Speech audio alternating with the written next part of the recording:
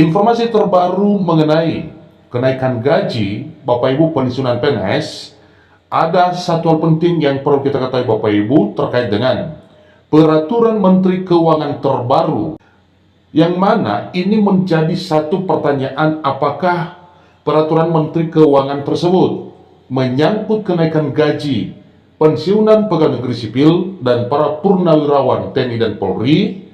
Tentu itulah yang perlu kita ketahui pada video ini Bapak Ibu. Nah, tentunya karena ini adalah merupakan satu hal penting yang perlu kita ketahui, tentu ini perlu kita ikuti bersama dari awal hingga akhir, sehingga semua informasi mengenai Peraturan Menteri Keuangan yang baru diterbitkan oleh Purbaya Yudhistira Dewa. Purbaya keluarkan PMK baru atur taspen, ada kenaikan pensiunan PNS 2026. Itu adalah satu pertanyaan terkait dengan Peraturan Menteri Keuangan yang baru. Supaya lebih jelas Bapak Ibu, silahkan ikuti informasi berikut sampai selesai. Dan bagi Bapak Ibu yang sedang menonton, demikian dengan Bapak Ibu yang mungkin saja baru menemukan informasi melalui channel ini, support terus channel ini dengan cara like dan subscribe, share, dan komen, supaya semua informasi yang disalurkan melalui channel ini selalu update di layar Bapak Ibu. Kita langsung pada informasinya Bapak Ibu. Menteri Keuangan Purbaya Yudhistira Dewa menerbitkan Peraturan Menteri Keuangan atau PMK nomor 118/2025 tentang tata cara pengelolaan investasi oleh PT Taspen dan PT Asabri Persero.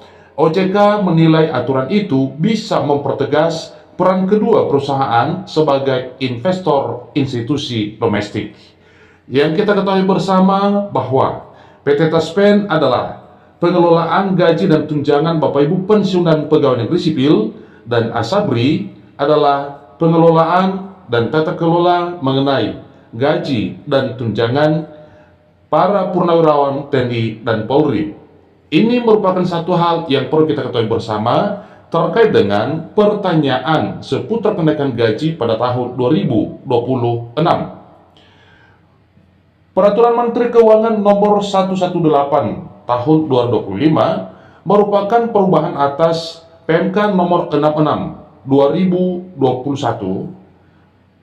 Aturan itu memperbarui tata kelola pengelolaan iuran dan pelaporan keuangan program tabungan hari tua atau THT, kemudian jaminan kecelakaan kerja atau JKK, dan jaminan kematian atau JKM bagi para pegawai ASN, prajurit TNI, dan anggota Polisi Republik Indonesia.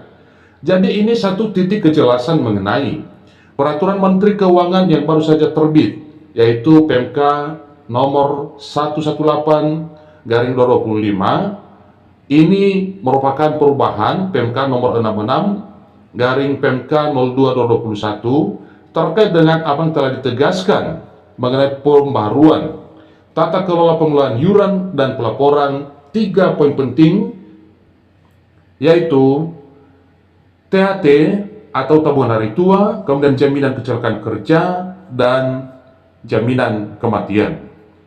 PMK ini menegaskan bahwa iuran peserta beserta hasil pengembangannya merupakan dana yang harus dikelola secara hati-hati dan dicatat sebagai liabilitas asuransi, yakni kewajiban pengelolaan program kepada para peserta, dalam hal ini para pensiunan. Dari sisi kesehatan keuangan yang tertuang dalam pasal 5 baru, pemerintah menetapkan kewajiban tingkat solvabilitas minimum sebesar 2% dari liabilitas asuransi. Selain itu, PMK 118/2025 ini juga memperketat pengaturan penempatan investasi dana program, baik dari sisi jenis instrumen yang diperbolehkan maupun batas maksimal penempatannya. Ketua Dewan Komisioner Otoritas Jasa Keuangan Mahendra Siregar menilai kedua institusi dapat mendorong pendalaman pasar dan likuiditas di pasar keuangan. Peraturan Menteri Keuangan itu mempertegas peran strategik Taspen dan Asabri sebagai investor institusi domestik yang mendorong pendalaman pasar dan likuiditas di pasar keuangan, ucapnya dalam konferensi pers daring RDK pada Desember 2025 pada Jumat 9 Januari 2026 lagi Bapak Ibu ya. Jadi ini satu hal yang perlu kita ketahui bahwa peraturannya tadinya disampaikan pada Desember atau akhir tahun 2025 dan dilanjutkan pada Januari 2026 ini.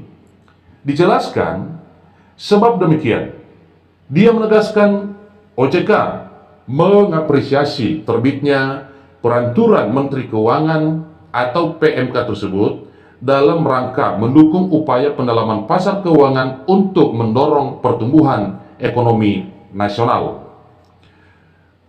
Kami mengapresiasi terbitnya Peraturan Menteri Keuangan nomor 118 tahun 2025 yang mengatur antara lain mengenai tata cara pengelolaan investasi oleh PT Taspen dan PT Asabri Persero yang menjadi sinyal penguatan tata kelola investasi dari Taspen dan Asabri jelasnya. Jadi ini merupakan hal penting yang perlu kita ketahui bersama mengenai peraturan terbaru yang telah diterbitkan oleh Menteri Keuangan Republik Indonesia Purbaya Yudisadewa, di mana hal ini adalah merupakan peraturan terbaru yang tadinya itu adalah perubahan dari peraturan sebelumnya mengenai tata kelola atau dalam hal pengelolaan dana. Tentunya ini adalah investasi yang mengelola hal tersebut adalah PT Taspen dan PT Asabri. Jelas dengan demikian bahwa karena Peraturan Menteri Keuangan nomor 118/2025 ini yaitu mengenai pengelolaan investasi oleh PT Taspen dan PT Asabri Persero, maka suatu hal yang wajar kalau muncul harapan mengenai kesejahteraan para pensiunan pegawai negeri sipil dan purnawirawan TNI Polri pada tahun 2025 ini. Karena investasi yang dimaksud yang dikelola oleh PT Taspen dan PT Asabri yaitu mengenai kesejahteraan seluruh Bapak Ibu pensiunan pegawai negeri sipil dan seluruh purnawirawan TNI Polri setanah air Indonesia. Demikian informasi terbaru terkait dengan rilis Peraturan Menteri Keuangan nomor 118/2025 yang telah diterbitkan oleh Menteri Keuangan Republik Indonesia Purbaya Yudisadewa. Sampai ketemu pada informasi berikutnya Bapak Ibu, dan jangan lupa satu hal, sharekan kepada rekan teman yang lain supaya mereka tidak ketinggalan informasi. Para guru honorer syok bukan kepalang. Terbitnya Surat Edaran Menteri Pendidikan Dasar dan Menengah nomor 7 tahun 2026 jadi penyebabnya. Pengabdian guru non-ASN atau honorer di sekolah negeri resmi dibatasi hingga 31 Desember 2026. Artinya saudara, sejak 1 Januari 2027 mereka tak lagi bisa mengajar. Surat edaran ini jadi kiamat kecil bagi para guru honorer yang selama ini mengabdi untuk pendidikan.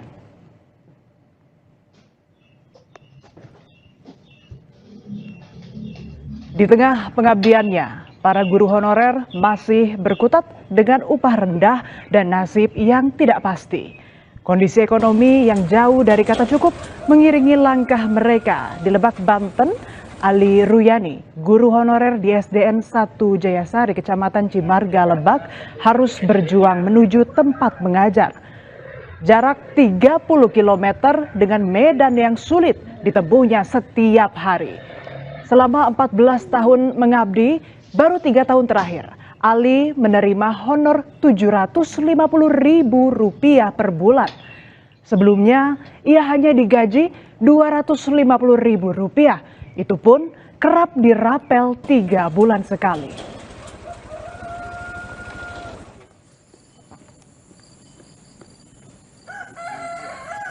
Untuk memenuhi biaya hidup istri dan 4 anak, Ali harus kerja serabutan, mulai menjadi ojek pengantar makanan hingga mencari dan jual rumput Rp10.000 per karung demi menyambung hidup. Ia hanya bisa pasrah ketika pemerintah akan menghapus status guru honorer.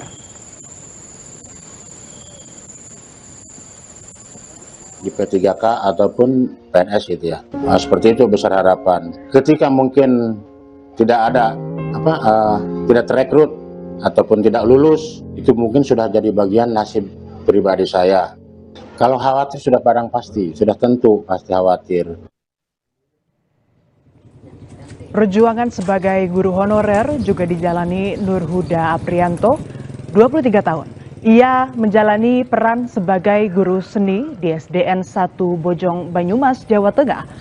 Honor yang diterimanya hanya Rp600.000 per bulan.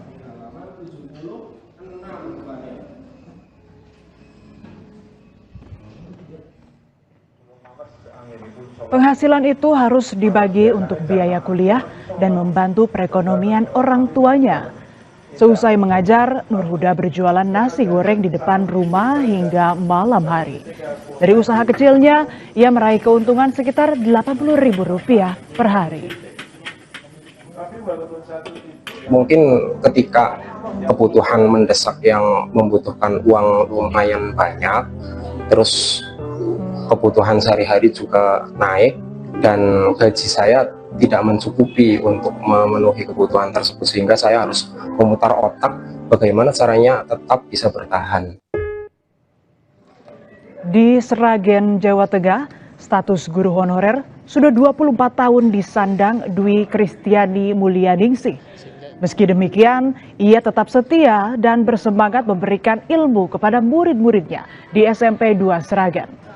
Dedikasi dan semangat juangnya tidak padam, meski keterbatasan kerap kali mengiringi jalan pengabdiannya.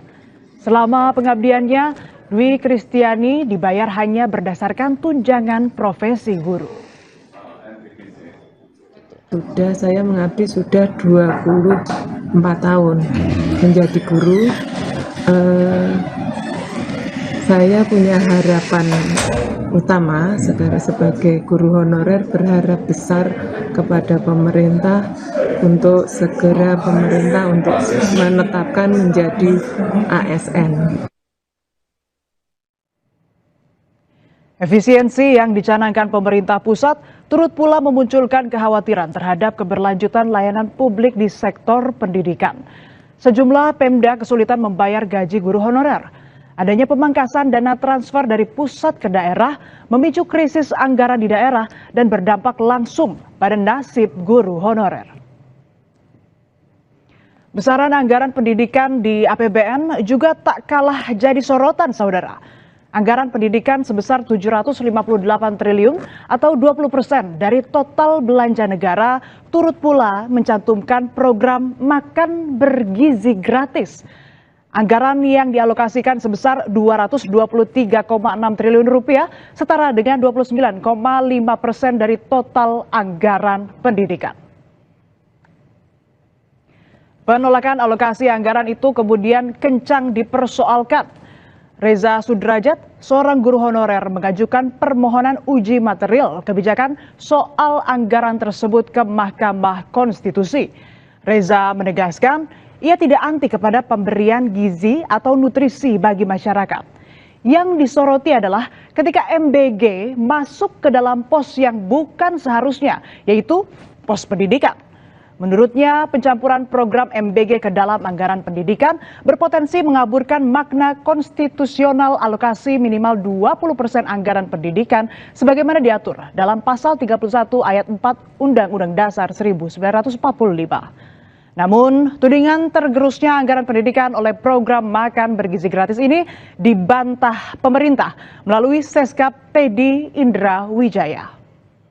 Makan bergizi ini bertujuan untuk meningkatkan kualitas sumber daya manusia, dalam hal ini siswa dari PAUD, TK, SD, SMP, SMA, dan setingkatnya untuk memperoleh pendidikan di sekolah.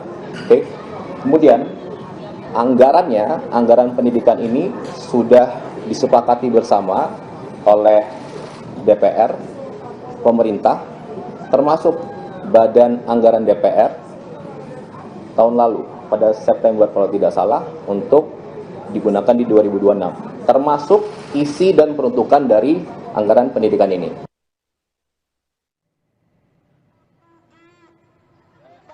Surat edaran Menteri Pendidikan Dasar dan Menengah nomor 7 tahun 2026 yang membatasi masa kerja hingga 31 Desember 2026 membuat resah para guru honorer. Mereka hanya bisa pasrah sekaligus cemas dengan kebijakan pemerintah. Keresahan itu disuarakan melalui aksi unjuk rasa. Pasrah saja.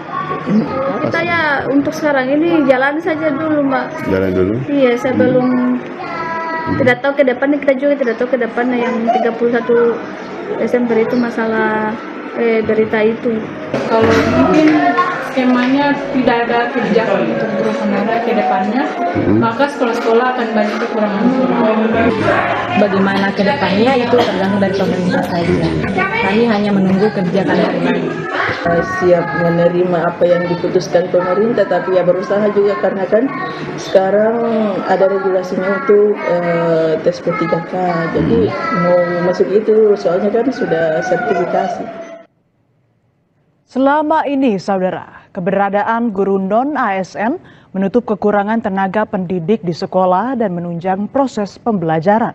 Data Kementerian Pendidikan Dasar dan Menengah mencatat ada lebih dari 230.000 guru non-ASN yang masih aktif mengajar dan dibutuhkan. Adapun kebutuhan guru nasional mencapai lebih dari 480.000 guru. Sementara sekitar 60 hingga 70.000 guru memasuki masa pensiun setiap tahunnya. Di tengah kesenjangan angka tersebut, saudara, kebijakan penghapusan guru non-ASN alias honorer melahirkan tanda pertanyaan besar. Namun pemerintah menjamin ketersediaan guru. Kemendikdasmen menyatakan tengah menyiapkan skema penyerapan bagi guru non-ASN. Non-ASN itu juga sudah kami siapkan, bahkan dalam edaran itu ada yang punya sertik dapat tunjangan 2 juta, yang belum punya dapat subsidi. Paruh waktu itu bahkan sudah ada edaran menteri dibolehkan menggunakan dana BOS. Saudara-saudara, saya sekarang senang, terharu saya ke daerah-daerah. Tapi terus saja saya kasih tahu Anda ya, cukup melelahkan juga karena rakyat begitu banyak di keluar jalan, masa presiden di dalam kendaraan. Kan gak lucu, terpaksa aku berdiri, bener gak? Bener, aku berdiri, si rakyat kita tuh mau kasih tangan, masa kita gak kasih tangan? Jadi aku coba kasih tangan, tapi aduh, ini memang rakyat Jawa Timur ya, tangannya tuh keras-keras.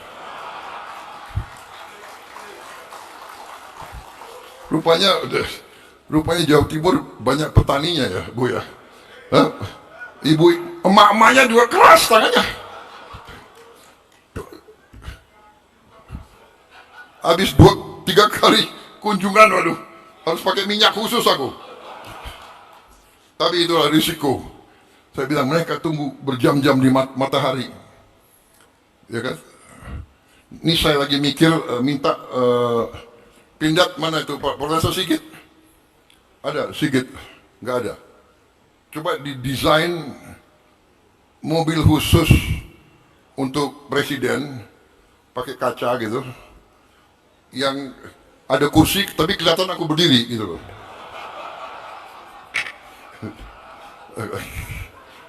Boleh dong? Hah? Gue ini udah 75 tahun nih, gila. Tapi aku kasihan rakyat nunggu lama ya. Ini sakit. Tapi saya semangat.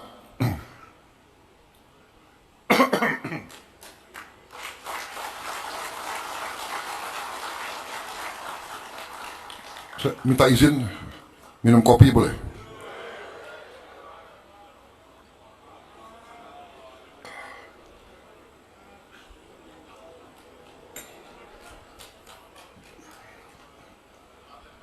Bagaimana? Lanjut? Benar? Aku masih ada acara satu lagi.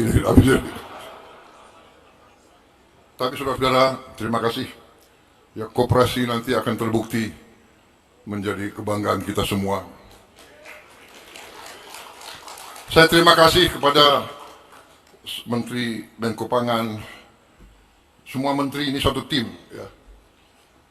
Semua menteri satu tim, karena kalau tidak bisa kalau tanpa tidak satu tim. Kalau Mendagri tidak dukung, nggak dapat. Bupati tidak dukung, nggak bisa. Kepala desa tidak dukung, tidak bisa.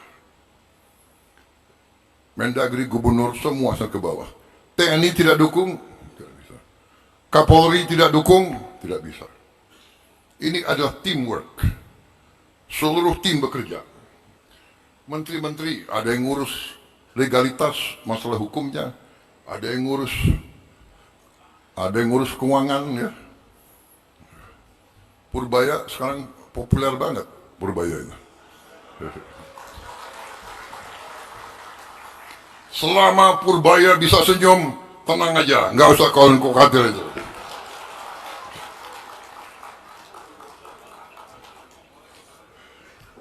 Mau dolar berapa ribu kek, kan kalian di desa-desa nggak pakai dolar. Yang pusing yang itu, yang suka keluar negeri. Ayo, siapa ini? Mbak Titi ini pusing ini.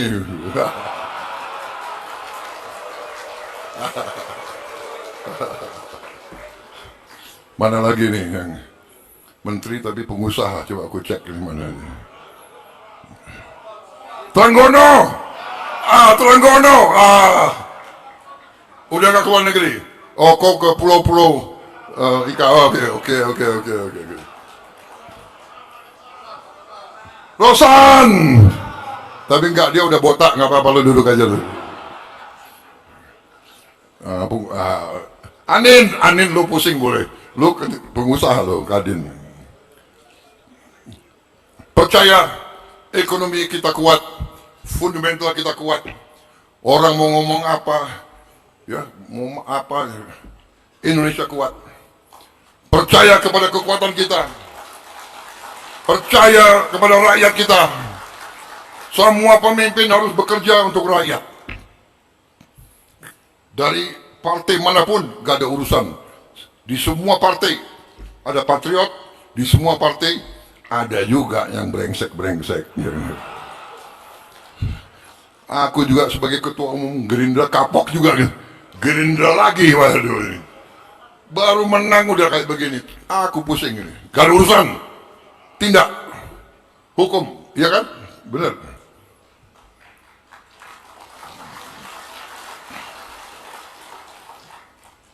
Gak ada ex-TNI berarti dia hebat. Belum tentu. Ex-polisi belum. Semua koreksi diri. Ya, koreksi diri. Jaga diri kita masing-masing. Saling menegur, saling ingatkan. Saling ingatkan. Baik, saya kira cukup sekian. Ini waktunya penting, waktu. Waktu sekarang jam berapa? Hah?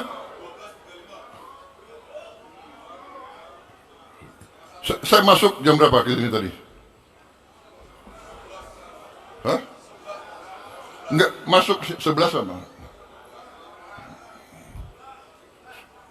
11.30 maksudnya ya. 11.30.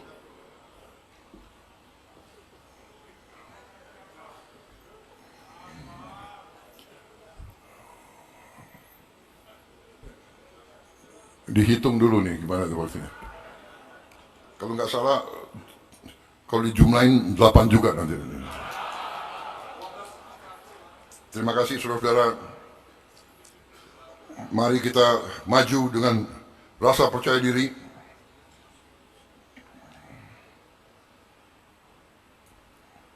Koperasi ini akan jadi milik kita bersama, akan menjadi kekuatan kita bersama, akan membantu Indonesia Incorporated. Ekonomi kita adalah ekonomi dibangun atas dasar kekeluargaan. Itu dalam Undang-Undang Dasar. Ekonomi kekeluargaan, artinya yang kuat tarik yang lemah, Yang kaya bantu yang miskin. Pengusaha, go. Korporasi, kuat. Koperasi harus kuat. UMKM harus kuat. Go. Semua saling, jangan saling membunuh, jangan saling mematikan, jangan saling mencurangi. Ini yang ingin kita bangun. Terima kasih atas jerih payah saudara-saudara. Sekali lagi semua unsur. Ini tidak mungkin terjadi tanpa kerjasama yang baik. Terima kasih Panglima TNI, Kapolri, semua tim yang bekerja. Wassalamualaikum warahmatullahi wabarakatuh. Salam sejahtera bagi kita sekalian. Shalom Solve. Om Santi, Santi, Santi Om, Namo Buddhaya. Salam kebajikan, Rahayu, Rahayu. Merdeka! Merdeka! Kok kurang semangat? Merdeka!